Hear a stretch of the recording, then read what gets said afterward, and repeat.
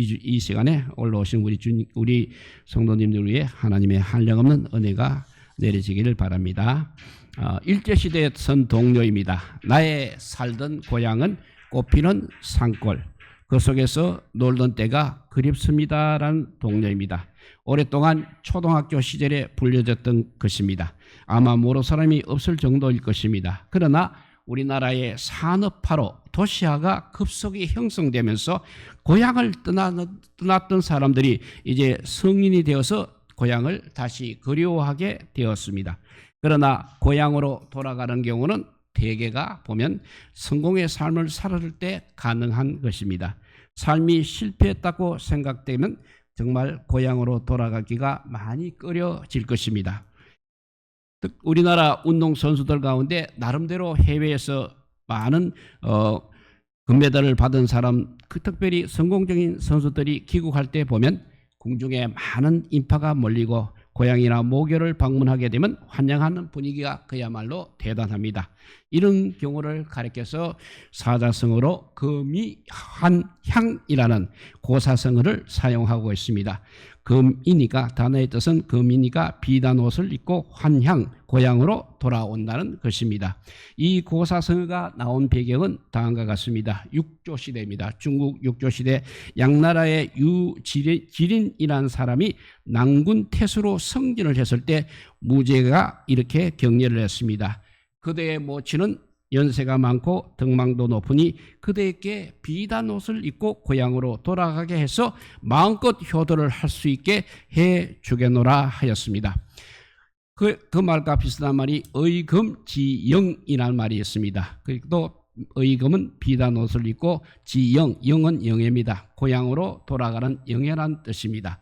금이 환향과 거의 같은 뜻이라 할 수 있겠습니다. 이 구절과 대조적인 성어에는 금이 야행이 있습니다. 이 말은 금이니까 비단 옷을 입고 야행, 방길을 걷는다는 뜻이 되겠습니다. 즉 이것은 아무 보담도 없이 행동을 비유하는 말이 되겠습니다. 내일 모레 2월 17일은 설날입니다. 설이라는 것은 우리가 잘 아는 대로 음력으로 1월 1일 새해가 되는 것입니다. 세계적으로는 태양력을 사용하기 때문에 이미 새해를 맞은 지 벌써 2월 중순을 지나가고 있습니다.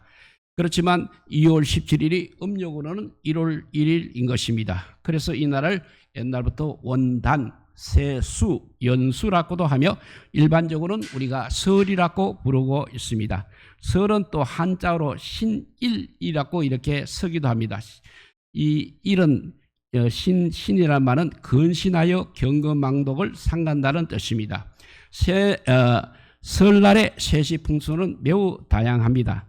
설날이 다가오게 되면 섣달 금음날 자정이 지나자마자 옛날에는 보면 복조리 장사들이 복조리를 한 짐 메고 골목을 다니면서 복조리를 사라고 외쳐되었습니다. 각 가정에서는 1년 동안 필요한 수량만큼의 복조리를 그렇게 캐서 구입하게 됩니다. 일찍 살수록 좋은 것은 집안에 걸어두면 복이 당긴다고 믿기 때문이라고 합니다. 설날 아침에는 아침 일찍 일어나서 세수를 하고 미리 마련해둔 새 옷으로 갈아입습니다. 이때 입는 새 옷을 우리는 설빔이라고 합니다. 설 아침에는 가족과 친족들이 모여들어 옛날에는 정초에 차례를 지냈습니다. 차례는 모처럼 자손들이 모두 모여 오붓하게 지낼 수 있는 좋은 기회이기도 하였습니다.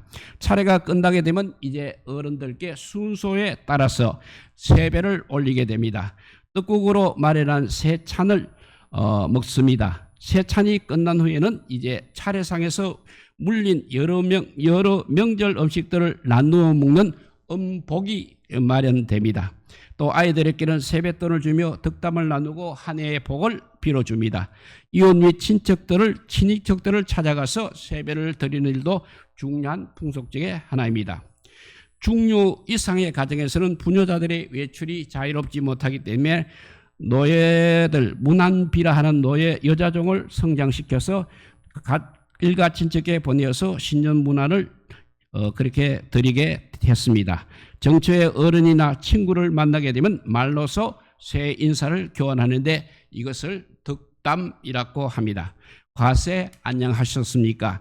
또는 새해 복 많이 받으십시오라는 식으로 설날 인사를 하게 됩니다. 이런 세시 풍속이 있다 보니 설이 되면 모든 사람들이 부모님이 계시는 고향을 찾거나 부모님이 계시는 곳으로 흩어졌던 형제 자매들이 이제 한자리에 모이게 되는 것입니다. 그래서 명절에는 이렇게 큰 이동이 시작되는 것입니다. 명절 때마다 우리가 생각하게 하는 것은 세상의 고향도 중요합니다. 그렇지만 영원한 나의 고향이 있는 것입니다. 우리가 영원히 살아가야 할 본향, 하나님께서 정해놓은 본향, 그것은 고린도후서 5장에 보게 되면 하나님께서 지으신 집, 그 손으로 지으신 곳이 아니요 하늘에 있는 영원한 집이 준비되어는 하나님 나라 천국을 생각하는 것입니다. 히브리서 11장 16절 말씀에 보면 그들이 이제는 더 나은 본향을 사모하니 곧 하늘에 있는 것이라고 했습니다. 우리가 세상에서 나그네 인생을 살다가 우리의 영원한 본향인 하나님 나라에 들어갔을 때 우리 모두 금이 한 향이 되어야 하지 않겠습니까? 그곳에서는 비단으로 옷을 입는 것이 아니라 세마포 옷을 입게 됩니다. 그렇지만 그 옷을 입는 날은 그 자체가 바로 금이 한 향인 것입니다. 세상에서도 금이 한 향의 기쁨과 영예를 안고 돌아가기 위해서는 그야말로 피눈물 나는 노력이 있어야 하는 것입니다. 노력 없이 되는 것은 없습니다. 마찬가지로 우리가 세상에서 피눈물 나는 경건의 훈련이나 믿음을 위한 노력이 없이는 절대 우리 역시 금이 한양할 수 없는 것입니다. 금이 한양하기 위해서는 우리가 과연 어떻게 살아야 하는가를 오늘 읽은 본문 말씀을 통해서 살펴보고자 합니다. 오늘 본문 말씀의 배경을 간단하게 설명드리면 다음과 같습니다. 모세가 죽고 난 다음 여호수아가 지도자가 되어서 하나님께서 약속한 땅 가나안 땅에 들어와 원주민을 쫓아내고 그 땅을 이제 차지하여 분배를 하게 되었습니다. 그런데 이스라엘 백성들은 12지파로 되어 있습니다.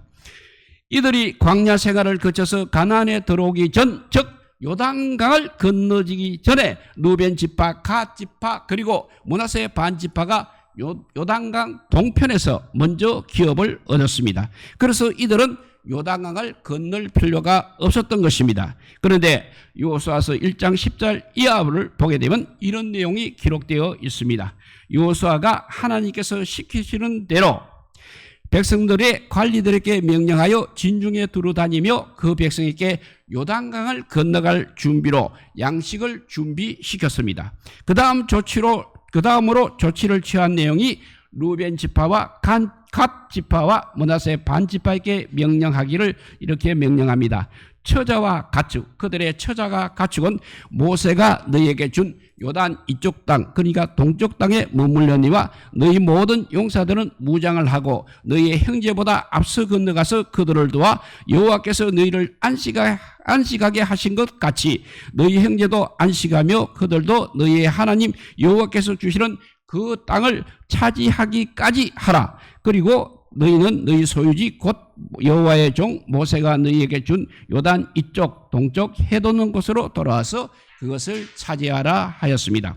이 명령을 받은 두 지파 반이 여호수아에게 대답하기를 당신께서 우리에게 명령하신 것은 우리가 다 행할 것이요 당신이 우리를 보내시는 곳에는 우리가 가겠습니다. 우리는 범사에 모세에게 순종한 것 같이 당신에게 순종하려니와 오직 당신의 하나님 여호와께서 모세와 함께 계시던 것 같이 당신과 함께 하기를 원합니다 라고 했습니다.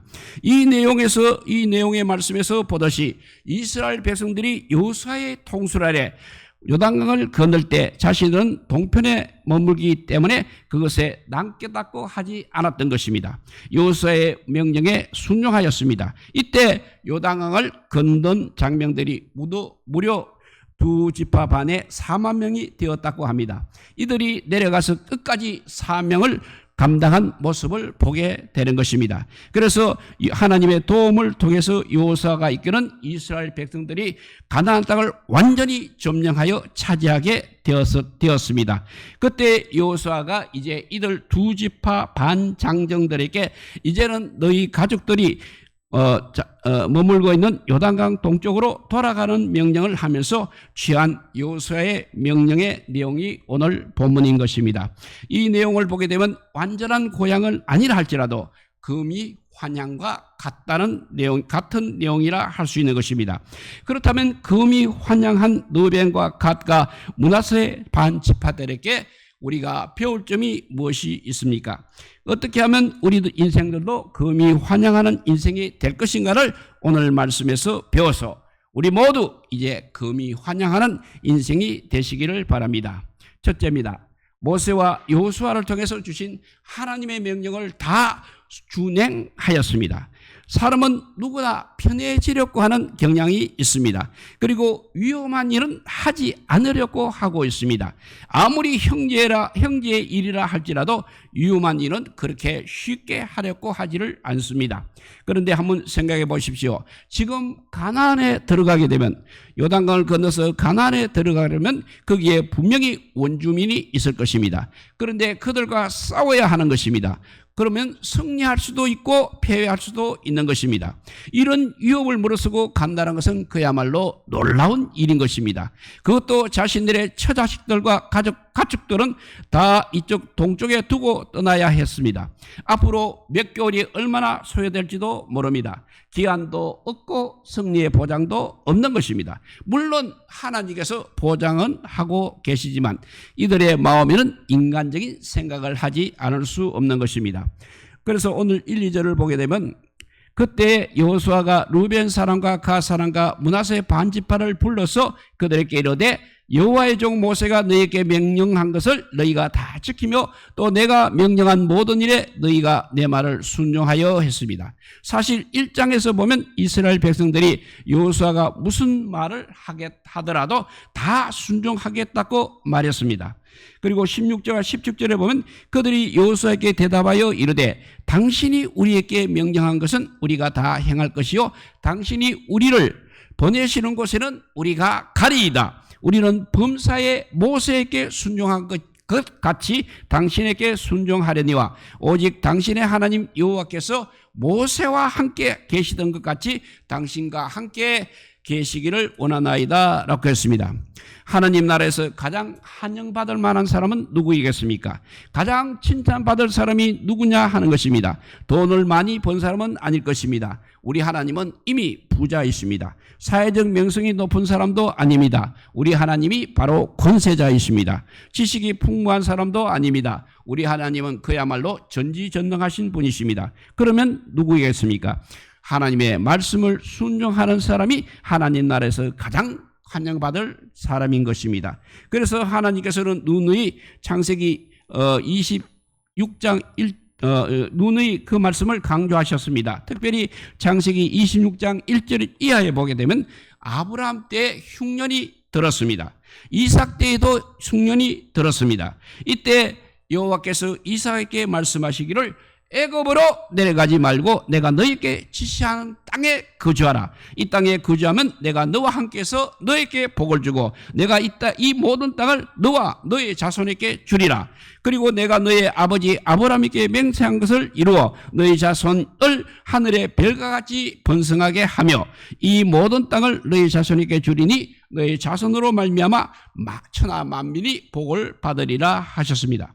이렇게 말씀하시는 이유가 무엇이겠습니까? 이삭이 잘해서가 아닌 것입니다. 5절에 보면 이렇게 기록하고 있습니다. 이는 아브라함이 내 말을 순종하고 내 명령과 내 계명과 내 율례와 내 법도를 지켰음이라 하시니라 하였습니다. 이삭을 통해서 하나님께서 복을 주십니다. 그런데 그 복은 결국 아브라함이 여호와의 말씀에 하나님의 말씀에 순종한 의인의 삶을 살았기 때문이라고 말씀하고 있습니다. 하나님의 말씀을 이렇게 순종하게 하게 되면 복을 받는다는 것이 바로 구약의 사상인 것입니다. 이것은 곧 하나님의 말씀이기도 한 것입니다. 신명기 28장이나 30장에 보게 되면 항상 하나님의 말씀에 순종하는 자에게는 복을 주신다고 분명히 약속하고 있습니다. 오늘 본문에도 보게 되면 본문 5절에도 보게 되면 오직 여호와의 종 모세가 너희에게 명령한 명령과 율법을 반드시 행하여 너희의 하나님 여호와를 사랑하고 그의 모든 길로 행하며 그의 계명을 지켜 그에게 친근히 하고 너희 마음을 다하여 성품을 다하여 그를 섬길지니라 했습니다. 우리가 금이 한양을 한 삶이 되기 위해서는 가장 우선되는 것이 바로 여호와의 말씀, 하나님의 말씀을 순종하는 길밖에 없다는 것입니다. 그리고 두 번째는 성실한 자세로 책임을 감당하였습니다. 일종의 희생정신이 투철했던 것입니다. 3절에 보면 오늘까지 날이 오래도록 너희가 너희 형제를 떠나지 아니하고 오직 너희 하나님의 여호와께서 명령하신 그 책임을 지키도다라고 했습니다. 이 두 지파 반 장병들이 쉽게 떠나지 않았다는 것입니다. 그곳에는 그들의 가정이 없었습니다. 아내와 자녀들과 짐승들은 모두 다 요단강 동편에 있었던 것입니다. 그리고 얼마 동안 가나안 땅에 들어가 있었는가 하면 오랫동안 떠나지 않았다고 했습니다. 그러니까 그 날짜를 정확하게 계산해 보면 약 7년 정도 그렇게 있었다는 것입니다. 요즘 우리 사회에도 기러기 아빠들이 많다고 합니다. 그것은 자식을 공부시키기 위함인 것입니다. 그러나 이들은 오직 형제들이 가나안 땅을 정복하는데 잠시 도와주러 갔던 것입니다. 그런데 무려 세월이 7년이 소요되었습니다. 정말 그것이 가능한 일입니까?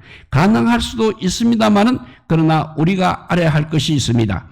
아무리 장애물이 등장한다 해도 책임을 끝까지 감당하는 것이 중요한 것입니다. 루벤과 갓과 므낫세 반지파 사람들이 무엇을 할 때까지 기다렸는가 하면 가나안 남부전쟁, 북부전쟁 땅을 다 분보하는 데까지 참여했다는 것입니다. 이 두 지파 반이 이스라엘 국가에 대한 애국심과 하나님께 대한 신앙심이 함께 어우러져서 이렇게 가나안 정복 전쟁에 기꺼이 참여할 수 있었던 것입니다. 예수님께서 십자가에 달려 돌아가신 것도 역시 예수님의 책임을 다 감당하기 위함이었습니다. 그렇다면 오늘날 우리는 과연 책임의식을 갖고 있는가를 살펴보아야 하는 것입니다. 우리들도 성실한 자세로 끝까지 책임을 감당해야 합니다. 어렵다고 힘든다고 형제를 떠나지 않아야 하는 것입니다. 하나님께서 우리들을 통하여 일을 이루시고자 하는 여러 일을 맡겨주셨습니다. 그 맡겨진 일에는 항상 최선을 다해야 됩니다. 그리고 책임감 있게 감당을 하셔야 하는 것입니다. 어떤 직분들이 소홀히 여겨서는 안 되는 것입니다.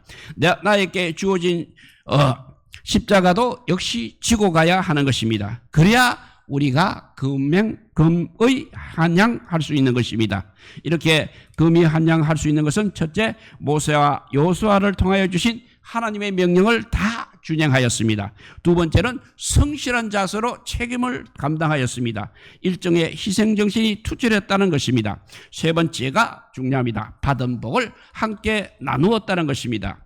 여호수아는 다시 자기의 가족들이 있는 곳으로 돌아가라고 명령할 때 그냥 돌려보지 않고 전쟁에서 탈취한 모든 것을 갖고 가도록 하였습니다. 그런데 그것을 자기들만 누리는 것이 아니라 함께 누리도록 명령을 하였습니다. 이 명령을 그대로 이들이 순종했다고 말씀하고 있습니다. 그 말씀을 읽어보면 여호수아가 그들의 장막으로 돌려보낼 때 그들에게 축복하고 말하여 이르되 너희는 많은 재산과 힘이 많은 가축과 은과 금과 구리와 새와 힘이 많은 의복을 가지고 너희 장막으로 돌아가서 너희의 원수들에게서 탈취한 것을 너희의 형제와 나눌지니라 하매 루벤 자손과 갓 자손과 므낫세 반지파가 가나안 땅 실로에서 이스라엘 자손을 떠나 여호와께서 모세에게 명령하신 대로 받은 땅 곧 그들의 소유지 길리앗으로 가니라 하였습니다. 우리가 세상 속에 살면서 받은 복은 각자가 다를 수 있는 것입니다. 그것이 어떤 것이든 즉 내가 노력해서 얻은 복이든지 아니면 조상으로부터 물려받은 복이든지 아니면 전혀 생각지도 못한 가운데 얻은 복이든지 그 복은 반드시 함께 나누는 것이 필요하다는 것입니다. 8절에 보게 되면 너희는 많은 재산과 힘이 많은 가축과 은과 금과 구리와 새와 힘이 많은 업을 가지고 너희의 장막으로 돌아가서 너희의 원수들에게서 탈취한 것을 너희의 형제와 나눌지니라 했습니다. 이 말을 들은 누벤과 갓 그리고 므낫세 반지파 사람들이 어떻게 했냐면 9절에 보게 되면 돌아갔다고 했습니다. 돌아갔다는 것은 그것을 가지고 여호수아가 명령한 내용을 그대로 준행하겠다는 것입니다. 떠나온 지가 벌써 7년이 넘었습니다. 그 넓은 땅, 하나님께서 약속한 땅에 눌러앉아 그냥 살고 싶은 마음이 어찌 없었겠습니까? 그런데도 그들은 가족에게로 다 돌아갔습니다. 우리가 받은 복 역시 나누어야 하는 것입니다. 우리가 받은 복으로 다시 이제 하늘에 사는 삶을 살아가야 하는 것입니다. 만약에 세상에서 받은 복을 우리가 하늘에 쌓지 못한다면 그 복은 복으로 남지 않고 오히려 화로 미치게 되는 것입니다. 이 내용의 삶을 살았던 사람 중 이런 내용의 삶을 살았던 사람 중에 대표적인 사람을 우리가 이야기한다면 그것은 바로 구약 성경에 나오는 롯이 되겠습니다. 롯은 하나님의 복을 많이 받았던 사람입니다. 그러나 결국은 망하는 소돔성에서 구원은 받았지만 그동안 불신앙으로 살았던 삶을 위해서 사위도 구원하지 못했고 아내도 구원하지 못했습니다.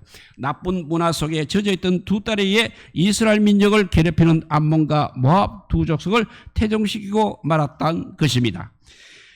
다시 또 예수님께서 지고 가신 이 십자가는 바로 반대로 예수님께서 지고 가신 십자가는 바로 나누의 삶을 보여준 귀한 사건입니다. 그래서 십자가를 지시기 전날 밤 만찬석에서 빵과 포도즙을 제자들에게 나누어 주시면서 하신 말씀이 이것은 내가 너희를 위하여 주는 내 몸이라고 하셨고 이것은 내가 너희를 위하여 흘리는 내 피 곧 언약의 피라고 말씀하셨습니다.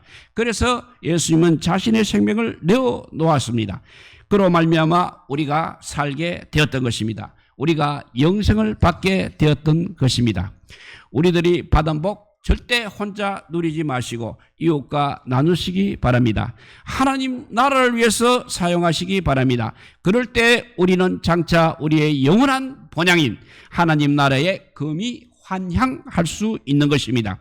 그러나 금이 환향이 아닌 어깨가 축 처진 모습으로 고향을 찾을 수도 있습니다.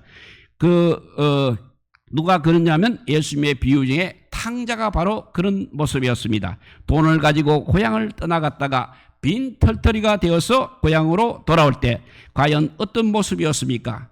이렇게 말합니다. 나는 이제 하나님 아버지의 아들이 아닙니다. 나를 풍군의 하나로 서서서라고 한 모습으로 우리가 고향을 찾지는 말아야 하겠습니다. 그러므로 우리는 이 땅 위에 살 때 하나님께서 주신 사명을 충실하게 감당하여 금이 환향해야 하는 것입니다. 주님께서 준비하신 그곳, 본래 우리를 있게 하셨던 그곳 천국으로 말입니다. 천국에 들어갈 때 금이 환향하는 모습으로 들어가 신랑 대신 주님의 품에 안길 뿐만 아니라 세상에서 하나님 나라를 위하여 받은 그 많은 고난을 위로받고 주님을 위해 산 삶을 통해서 귀한 멸류관을 받게 되는 날들이 우리 모두에게 오기를 주님의 이름으로 축복드립니다. 기도하겠습니다. 사랑의 하나님 감사합니다.